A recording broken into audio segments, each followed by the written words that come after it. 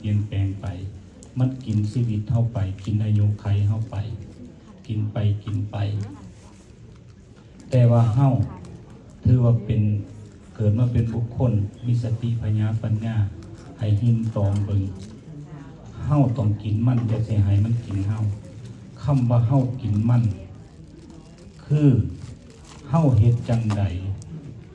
ในการดำรงชีวิตสิให้เฮามีความสุขสิให้เฮาดำเนินชีวิตไปอย่างมีความสุขที่แท้จริงในการเฮาเกิดขึ้นมาแล้วเฮาต้องย้อนไปเบิ่งเวลาในอดีตมันเตือนจิตเฮาว่าสิ่งที่เฮาเฮ็ดมาที่ผ่านมาน่ะมันดีส่ำใดหรือบ่ดีส่ำใดมันเฮ็ดให้เฮาทุกข์ใจทุกข์กายบ่มีความสุขในครอบในครัวบ่ในตนโตเฮามีความสุขบ่ถ้าอันใดมันบ่ดีเฮ็ดให้เฮาบ่มีความสุขทางกายบ่มีความสุขทางใจเฮาก็ปรับเปลี่ยนมันเฮาเริ่มต้นใหม่ในปีใหม่เปลี่ยนแปลงในปัจจุบันอนาคตมันก็สิดีไปเองถ้าเฮาบ่ยอมเปลี่ยนแปลงบ่ยอมเบิ่งโตเจ้าของพฤติกรรมทั้งกายทั้งใจเจ้าของมันบ่มีไผสิมาเปลี่ยนแปลงเฮาได้สิสุขเฮาก็สุขเองสิทุกข์เฮาก็ทุกข์เองสิลำบากเฮาก็ลำบากเองสิสำบายในขี้เฮาก็สำบายเองสำบายในใจเฮาก็สำบายเองบ่มีไผแปลงปันเฮาไปได้คนที่หลงว่าผู้นั้นผู้นี้เฮ็ดให้เฮาทุกข์อกทุกข์ใจบ่สำบายกายบ่สำบายใจยังบ่ทันเข้าใจแท้โทษแต่ผู้อื่นบ่เบิ่งเจ้าของนั่นนะถ้าเฮาเบิ่งเจ้าของแล้วเฮาสิฮู้เฮาสิเข้าใจเงินอยู่ในถุงเฮาไปเฮ็ดหลายเหตุการณ์มาได้เฮาบ่จกให้ผู้อื่นมันบ่ไปใส่เลยอยู่นำเฮาคือเก่าความสุขความทุกข์คือกันขึ้นอยู่นำเฮานี่เฮาสิปรับสิเปลี่ยนสิแปลงมันไปจังได๋ขึ้นอยู่นำเฮาบ่ได้ขึ้นอยู่นำไผผู้ลางคนก็อ้างแนวบ่เห็นอ้างสิ่งลี้ลับขึ้นอยู่นำตัวเฮาจังว่ามื้อนี้เฮาเฮ็ดบุญปีใหม่กับปรับปรุงเปลี่ยนแปลงจิตใจของเฮาให้มันใหม่ขึ้นคือกันให้มันใหม่ขึ้นให้มันทันสมัยขึ้นคำบ่ใหม่ขึ้นทันสมัยขึ้นให้มันมีศีลมีธรรมหลายขึ้นกว่าเก่าถ้ามันบ่มีก็เฮ็ดให้มันมีถ้ามันมีหลายอยู่แล้วเฮาก็พัฒนาให้มันหลายขึ้นไปให้มันหลายขึ้นไปเพื่อว่าความสุขกายสุขใจของเฮาเองและก็มื้อนี้ก็ยังมีแม่ตู่บัวจันทร์แม่สุกันแม่ออกดาวพ่อหนุ่ยกับลูกหลานญาติพี่น้องได้ร่วมกันเทศบุญอุทิศไปหาพ่อหาแม่หาผู้ที่มีคุณทั้งหลายที่ได้ลมหายใจเสียจากไปเดี๋ยวควบขึ้นหอดขึ้นถึงก็เลยได้ตั้งกองขึ้นมาในเทือนนี้เพื่อว่าสิได้เฮ็ดบุญกุศลไปหาและความฮักแพงที่ตอนนั้นมีชีวิตอยู่นำกันเป็นอย่างพ่อแม่คือลูกหลานต้องเฮ็ดบุญเฮ็ดกุศลไปให้เพราะว่าบุญคุณของเพิ่นมันมีหลายอันหลายแนวยกมามันอ่านบ่เบิดในพุทธศาสนาก็เว้าไว้อยู่ในสุตตันตปิฎกอังคุตรนิกายปัจจการนิบาตพระไตรปิฎกหมวดที่22ข้อที่39อยู่ในพุทธสูตรพระพุทธเจ้าว่าไว้ว่าเป็นหยังเฮาต้องตอบคุณแทนคุณพ่อแทนคุณแม่เพราะว่าพ่อแม่นั่นเพิ่นคิดว่าเพิ่นเป็นหยังคือเบิ่งแย่งลูกคือกันเด้เพิ่นเบิ่งแย่งลูกแย่งเต่าก็ย้อนว่าในเมื่อเพิ่นเลี้ยงลูกเลี้ยงเต่ามาคิดว่าลูกเต่าเราหลานนี่สิเลี้ยงเพิ่นคืนคือกันอันนี้อันที่1อันที่2เพิ่นคิดว่าลูกเต่าใหญ่ขึ้นมาแล้วสิช่วยเหลือเวียกการงานของเพิ่นเบิ่งแย่งเพิ่นอันที่3สิเพิ่นคิดว่าสิดำรงวงตระกูลคือสกุลของเพิ่นนั้นให้โดนไปและการที่4 ที่ประพฤติปฏิบัติให้สมควรกับสมบัติของเพิ่นล้านที่5นี่คือเพิ่นเฮ็ดนี่คือถ้าหากว่าเพิ่นลมหายตายเสียจากไปแล้วลูกเต่าเราล้านเสียบุญอุทิศไปหาอันนี้ในทางพระพุทธศาสนาเฮาเป็นหยังคือว่าต้องเลี้ยงพอเลี้ยงแม่คือสัวเพิ่นสิเลี้ยงเฮาได้ใหญ่มากมันยากลำบากแต่ว่าการเลี้ยงถ้าหากว่าเพิ่นยังมีชีวิตอยู่เฮาเลี้ยงทั้งกายเลี้ยงทั้งใจคนเฮาประกอบกันเข้ามีกายกับใจเลี้ยงกายกับเลี้ยงใจบ่ว่าเลี้ยงแต่กายคนส่วนหลายสิเลี้ยงแต่กายเพราะว่ามันง่ายเลี้ยงกายคือว่าสิ่งสำคัญก็คืออาหารการกินเอาให้เพิ่นแล้วมันก็สิแล้วไปแต่ว่าลืมคือว่าสิ่งสำคัญที่สุดคือทางใจคำว่าทางใจบ่จำเป็นต้องว่าต้องอยู่น้ำกันเทศน้ำกันก็ได้หรือว่าลูกเต่าเราหลานอยู่ทั้งคืนทั้งไก่พ่อแม่เขายังมีชีวิตอยู่โทษข้อมาถามข่าวหรือว่ามีโอกาสก็มาหยามมาเหยียบเพิ่นอันนี้ก็ถือว่าเป็นการเลี้ยงทางใจแต่ทางใจที่ดีที่สุดอีกอันหนึ่งคือการลูกเต่าเนี่ยเฮ็ดดีเป็นคนดีของสังคม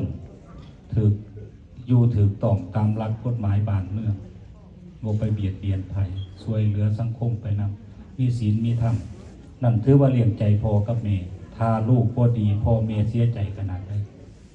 ถ้าลูกประพฤติบ่ถือที่ถือห้อยเฮ็ดผิดกฎหมายบ้านเมืองพ่อแม่สิเศร้าใจถ้าหากว่าลูกเต่าเราหลานเฮ็ดโตดีมีศีลมีธรรมในโตมีหลานมีการตั้งจิตตั้งใจทำเฮียนมีหลานมีการดี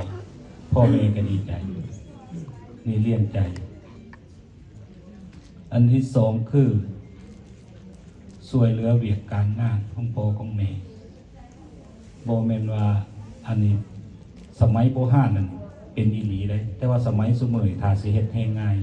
ถ้าสิช่วยเหลือเพิ่นมันเฮ็ดง่ายซุมื้อนี้นะแต่ว่ามันก็ขึ้นอยู่กับสังคมสิ่งแวดล้อมที่เฮาอยู่คือกันแต่ว่าถ้าเว้าตามหลักพุทธหรือว่าตามหลักคุณธรรมความกตัญญูของคนที่เกิดขึ้นมาแล้วนี่การกตัญญูต่อพ่อต่อแม่บ่ขึ้นกับศาสนาใดถึงบ่มีศาสนาความกตัญญูพ่อแม่เบิ่งแย่งลูกเบิ่งแย่งพ่อแม่มันก็มีติดโตขึ้นมาติดโตคนอยู่แล้วเป็นหยังก็ว่าติดโตคนอยู่แล้วเพราะว่าย่ามวันศีลวันพรเทวดาเพิ่นมันลงมาเบิ่งโลกมนุษย์เพิ่นสิถามกันในเมื่อเพิ่นขึ้นเมื่อเพิ่นบ่ได้ถามแนวอื่นใดถามว่ายังมีคนเบิ่งแย่งพ่อเบิ่งแย่งแม่บ่เสื้อฟังผู้เฒ่าผู้โถบ่หลักการยังอุปถัมภ์คำสู้สมณะสี่พามบ่เท่านั้นได้เพิ่นถามกันถามว่ามีเพิ่นสิพากันดีใจคิดว่าถ้าหากลมหายใจเสียจากไปแล้วสิได้ไปสู่สุคติก็แสดงว่ามันมีมาแต่ก่อนศาสนาอยู่แล้วคุณธรรมอันนี้นะบ่ได้เกี่ยวกับศาสนาเพราะว่าเป็นหยังคือว่าบ่ได้เกี่ยวกับศาสนานรกทุกขติหรือว่าสุขตินรกสวรรค์บ่ได้แยกศาสนาถ้าเฮ็ดบ่ดีกวดโฮมหม้องเดียวกันถ้าเฮ็ดหม้องดีก็กวดโฮมไปหม้องเดียวกันบ่ได้ว่าศาสนานั้นศาสตร์นั้นเสื้อศาสตร์นั้นสันศาสตร์นี้สิสูงสิเตี้ยสิต่ำสิจอยสิตุ้ยสิขาวสิดำสิงามบ่งามพวกเกี่ยวเอาไปหม้องเดียวกันเบิดซ้ำกันกับเฮาเบิ่งคนถือคุกถือขอบถือคดีไปบ่ได้ว่าประเทศใดถ้าหากว่าเฮ็ดผิดอยู่นี่สิประเทศใดสัญชาติใดก็อย่าสิดำสิจอยก็อย่าเอาไปหม้องเดียวกันคือกันเนี่ยเฮาเฮ็ดบ่ดีคือกันเพิ่นบ่ได้แบ่งบ่ได้แยกแล้วก็สิสามารถเพิ่นว่าดำรงวงศ์ตระกูลได้โดนลูกเต้าเราหลานเราขอเฮาสิเสิร์ชหน้าสู้ตาวงศ์ตระกูลได้ก็คือลูกคือหลานเพราะว่าลูกหลานดีบ่ดีเพิ่นบ่ได้เบิ่งตั้งแต่ว่าลูกแต่หลานบ่ได้ว่าหมอนี่ซื้อนี่เฮ็ดบ่ดีเพิ่นบ่ได้ว่าบอกไปเบิดนามสกุลนี่ซื้อจังซี่ลูกหลานผู้นี้เพิ่นสิไล่ไปเบิด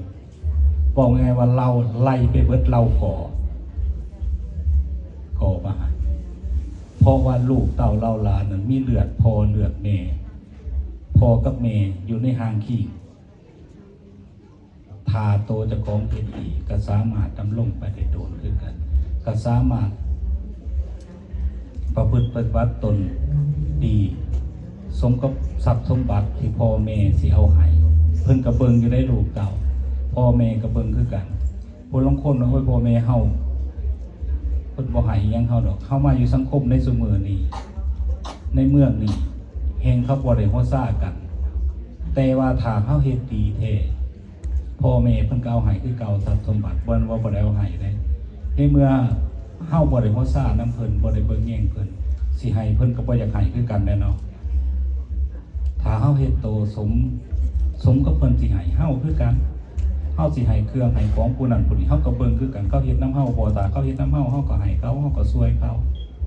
เขาบ่เคยเฮ็ดนำเฮาบ่เคยช่วยเฮาสิให้เฮาช่วยเฮาก็สิอยากช่วยซั่นคือกันพ่อแม่คือกันเอาทรัพย์สมบัติให้ลูกให้ญาติพี่น้องให้ไผก็อย่าถ้าหากว่าเบิ่งแย่งเพิ่นก็ให้เฮาตอบแทนคือบ่เป็นการตอบแทนซึ่งกันและกันอันสุดท้ายคือเฮ็ดบุญอุทิศคือมื้อนี้คือเทื่อนี้ในเมื่อลมหายตายเสียจากไปแล้วตามหลักผู้เฒ่าเฮ็ดบุญอุทิศไปให้พ่อให้แม่หรือว่าให้ผู้มีคุณผู้ที่เฮ็ดเฮากระทำหรือว่าเลี้ยงเพียกเกียมามเบิ่งแย่งเฮามาก่อนบ่แม่นพ่อแม่แท้ๆก็อย่าผู้ใดก็อย่าที่มีคุณกับเฮาถือว่าเป็นพ่อเป็นแม่ทางพระพุทธศาสนาให้ความสำคัญกับผู้ที่กระทำมาก่อน